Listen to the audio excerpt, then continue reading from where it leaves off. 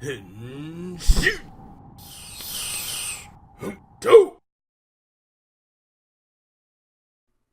guys, welcome to this episode of the Go Mango Tokukast. I'm your host, Frozen Stratos. Here with me today we have the Cinder Blaze and Makotoa. Boys, welcome back. On today's episode, we are going to be discussing with you Uchuu Sentai Kyuranger, episode 40. Episode 40! Wow. We're getting so close to the end. Yeah, like 2 more months and we're done. Oh. Yeah. Just about. And I know I heard on Twitter that like 2 days from this recording, they're gonna do there's some sort of meeting for Lupin and Pato Ranger. What? So we're already moving into the next stage. Oh. Anyway, that's neither here nor there. This episode, you know what, Michael, this is your episode. Why don't you lead us off? Tell me what you think. So I just remember at the beginning of this episode, before we even started, both of y'all were not thinking it was gonna be much. It was gonna amount to much. Because baseball, what's that? How is that gonna be that great? You know, sports. But I had faith. I knew that they would make it fun somehow in some way, and they really did. I was not even expecting it to be as funny as it was at times, especially with the freaking kicker at the end, you know, the twist that they threw in to like save the day or you know, win the game. That was an honestly one of the most surprising things that's happened. Go back and listen to our watch along for that moment at least. And just watch. You're really making my job hard. I gotta put the icon back up there, you dickwad. See, it's up now. You happy? Yes. Because that was ridiculous. We died. We were dying. Yeah. Oh no. Like I was floored.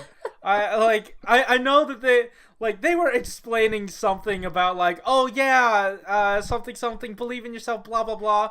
Like, because I rewatched some of it later to grab a screen cap, but like I was not paying attention. The twist was just so good and it was too funny. I couldn't handle it. Yeah.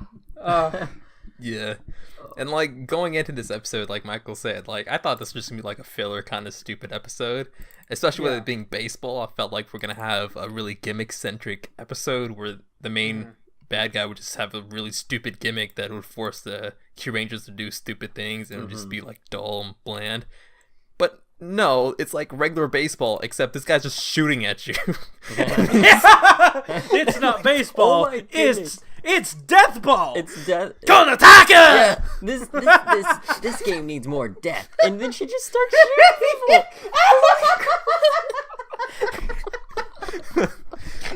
She freaking straight up shoots people out of suit, and they get hit. I know, like freaking Naga. I'm surprised he's alive. Like the most brutal part, the most surprisingly brutal part of this episode was when the baseball villain took a baseball bat and started whacking Lucky's arm with it. Holy crud. You were saying that, like, what other weapon has ever been so, like, brutal? Yeah. There's never been a weapon that has looked so much more threatening than this metal baseball bat. That's probably actually a metal baseball bat. All the other weapons, you know, they've got that, like, Tokumash to them. Yeah. Like, even Monaco's chain gun. That did feel like, I was, like, worried for Naga. But then you brought out this bat, this real, visceral thing, and then whacked Lucky's arm with it. Yeah. Holy crap. And, like, I mean, later they just show his arm and it's all red, but, like, you know, it looked brutal. Yeah, 100%. Oh, man. Freaking out. Yeah. Like, yeah, no. Oh, go ahead. Go for it. Oh yeah. So like, one thing I really liked about the comedic, I don't know how to describe this. The comedic flair of this episode was that like it kind of captured like everyone's kind of whole thing. Like even Mariko, like we kind of give her shit for being like a terrible villain at times, but her gimmick is just like so in your face and stupid, and they just like spam like they use it as a punchline so well. When she got turned into a robot, she's just like Konotaka and just like starts shooting people. That's honestly my favorite part of her now, and like ever since she got turned into a robot, I've been okay with her. Yeah, like she's like this brutal like what's the sadistic, like, I don't know, like she has a whip too, Yeah. and like it's just so, it's so good. Yeah, it's so good. She's real brutal too. Yeah, she's been so much better these past few episodes. Also, I am really enjoying the return of Sholanpo's shades. Yes. He refused to take them off most of the time. Pretty much the whole episode, and then we also had like sort of a lineup where they were in their jerseys or their baseball jerseys, and that was pretty cool. Yeah, the roll call. I did want to touch on my favorite subtle aspect of the episode. Actually, my favorite part of Kyuranger in its entirety. My girl, Raptor, coming in as support for Spada and getting that hug at the end. Aww. That was good. Yeah. Oh. Also, she was a all-star at the beginning when she suddenly used her wings to like catch the ball. Oh yeah. That was pretty sick. Angels in the outfield. There you go. Yeah. I also love that Garu was the catcher. I don't know, it just seemed perfect for him. Yeah, I was kind of disappointed in the lack of dog humor, though. Yeah, you're right. Yeah. But he like when the ball was like thrown or something, he should have like tried to fetch it. Also, Naga and Balance do another one of their little they have a new dance team things. Yeah, there's just so much charm to this episode. Just various little things here and there. You just kept you going.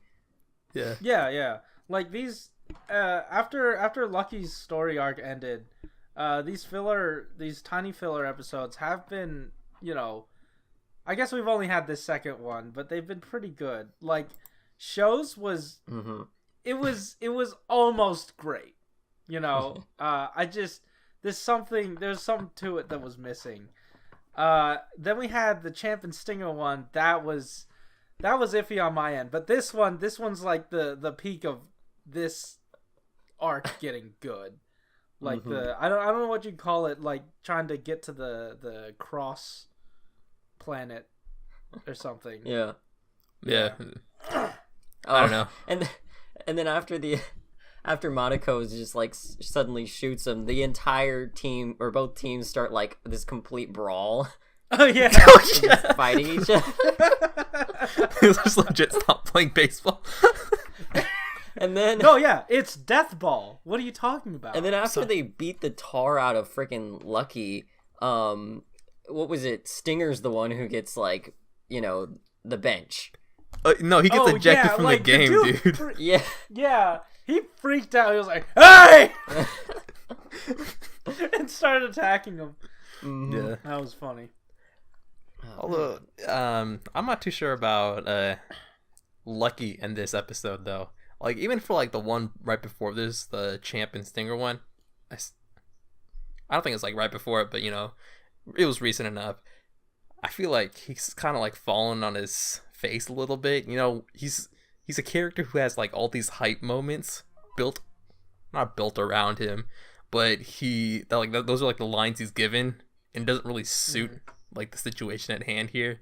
Like this is like a really funny episode, and he's like trying to do serious stuff, and then he's kind of like blown to the side. Also, he can't pitch for crap. Like that took me out of it for a second. The way his like leg just like fly up, like it's like like it's a stuffed toy or something. The physics look wrong for that, but I mean, like I don't know how much better Ho Phoenix was with his underhand throw, but then again, I guess did you just say Phoenix? Oh, Phoenix. Ho Phoenix, and but I guess like the one who takes the prize for most awkward looking performance was definitely Spada, and he does that a lot of the time. But this episode, when he's trying to hit the ball, I don't even know like how. There was this Twitter hashtag going around not too long ago, but it was like this industry person sent out an email that said like, "Oh, we don't hire Asians because they're not expressive enough," And I would definitely point to all the faces he's made. This episode, the episode prior, and you know what? Every single episode he's been in. Every freaking episode, especially when he's not the focus, too. Like, he'll be in the background making weird faces. Yeah. It's his job. Yeah. I mean, like, if he's not gonna get a proper, like, backstory or anything, he's gotta be in the back making use of his time. Pretty much. I don't know. I feel like that goes to Garu most of all because I feel like he nails his 1 second of screen time a bit better than Spada, but he doesn't make the funny faces, so you got that. Well, that at those moments, Garu is the focus.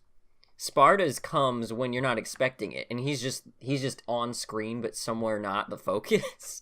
And then you just look at him, and you're like, what the heck? What is he doing? Yeah. So it's a little different, but even with this focus episode, you're just like, what is he doing? Oh, wait, My favorite part was like when they were pitching and like he was on the wrong side of the mitt. Oh, no, man. I totally just remembered another thing with the bat. Remember when the freaking like the villain of the week threw the bat at freaking at Pink and Light and Sky Blue? Oh yeah. And he freaking tosses it at them. They just take it to the face. Yeah. Oh man. Like there has to be some level of actual danger to be using that though. Like if not for the actors and their well-being, but also for the suits that you're gonna screw up, like Raptors. I mean, I don't know. I'm pretty sure that was CG'd, but and then we can't forget the part where Ho-Oh Phoenix loses his shirt in the fire. Man, you called that so hard in the watch along. Yeah. Oh man. Like I feel like this, as much as it was supposed to be a Sparta focus episode, it was every character got a moment to like have something funny or be the focus. So it's hard to really call this a Sparta focus episode. I mean, honestly. Except for Kotaro, I feel like they really sort of like shoved him in the background. Yes. Like in these. Yeah, I know you're happy about it, but you know who else is in the background? Freaking Hammy. Oh. Like, do something anymore. No, you haven't been doing anything. She's actually using her power now. She's being invisible. Oh, I thought you were going to say complaining about it earlier. I see now that she's mastered it. I thought you were going to say she's using her, Gambattane power, encouragement. No, I feel like her Captain Obvious powers are a lot stronger than that.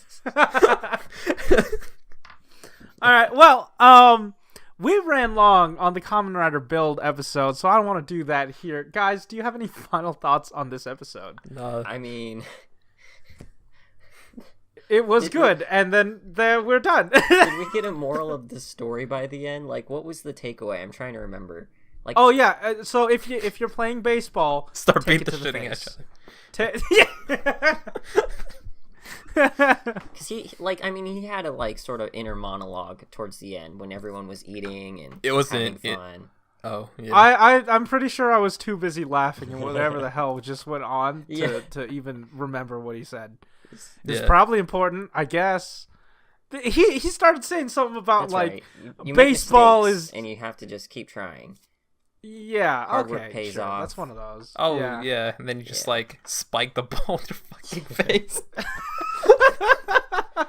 I still don't. Okay, yep. I was not expecting that. Anyway, I think that just about does it for our discussion. You guys fine with that? Yeah. Yeah. Too bad you. Oh wait, yeah, you are. Okay. Anyways, if you like this episode, hit that like button and subscribe if you want to hear more from us each week. The same old gobbledygook. Go into the comments down below. Tell us why you think Pringles are the best. Anyways, guys, thanks for listening. Keep it juicy. Yeah. Oh wait, no! Before I forget, we did a collaboration with Gokai Platinum of Henshin Sunrise for our Kamen Rider Build episode 13 review. If you want to check that out, the link is up here. Yeah, and he better be watching this too, or else he's lame. Yeah, I know. Yeah, watch it because I'm gonna spend a lot of time editing it. Anyways, thanks for listening. Keep it juicy. Bye. See ya.